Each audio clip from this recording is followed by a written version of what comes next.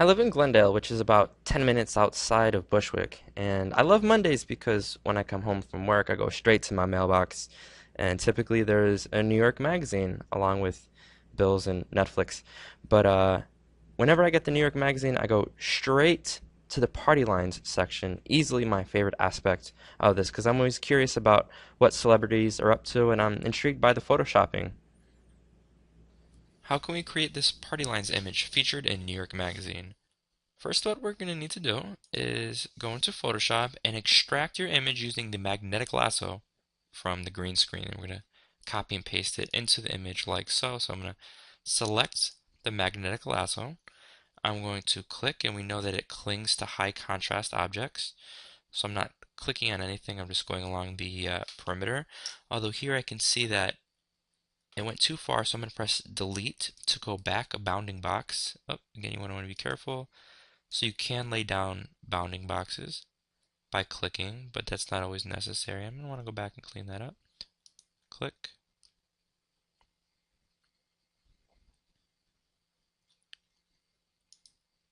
We know that if it goes crazy and you want to start over, you press escape. But that looks pretty good, so I'm going to press Control C, of course, to copy. I'm going to minimize this window.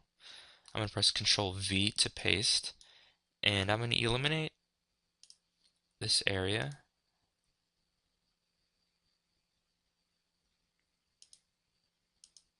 and press delete. And you know what I'm going to do? Because it's green right here, pretty solid green, I'm going to use the magic wand. I'm going to press delete. So that's another alternative. So here we go. She's a little ill proportioned for this image, so I'm going to press Control T. And we know that we could go from the corners, but if the image is really big, we can simply go to the top. And I can see it's 100, but if I click this link, it's going to keep the width and the height proportional, and I'm going to drop it down to 55%. And we'll make it, let's try 44. And that looks good. So we'll put that right there. I'm going to go in a moment. I'm going to clean up that green next to her face. But I know that I need to add a few more aspects to this. I need to add names using white font and a quote. So I'm very simply going to switch the foreground color to white. I'm going to click on the text tool. I'm going to write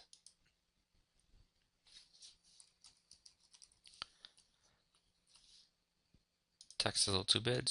So let's try 14 should do the trick. And if you want to add a layer style, specifically a stroke, you're more than welcome to do that. Okay, so we can see also that the space between the first name and the last name is pretty wide, so I'm going to click on this link right here, and when we do that, we can adjust the leading. So I'm going to click right here and put it on auto, and that looks pretty good. You're going to want to keep leading on auto. It's this one in the upper right hand corner. I'm going to press check.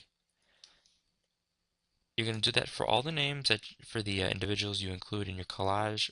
Finally, you're going to wrap this up with a quote from yourself. You're going to want to make yourself the individual most prominently featured in this collage, as well as how you want to make a difference in the world. So Madison Salters told me that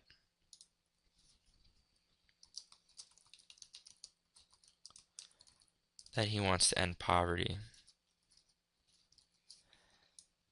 So we're going to make this text in black, and you're going to put a little hyphen, and there we go. This is the start of our Party Lines collage.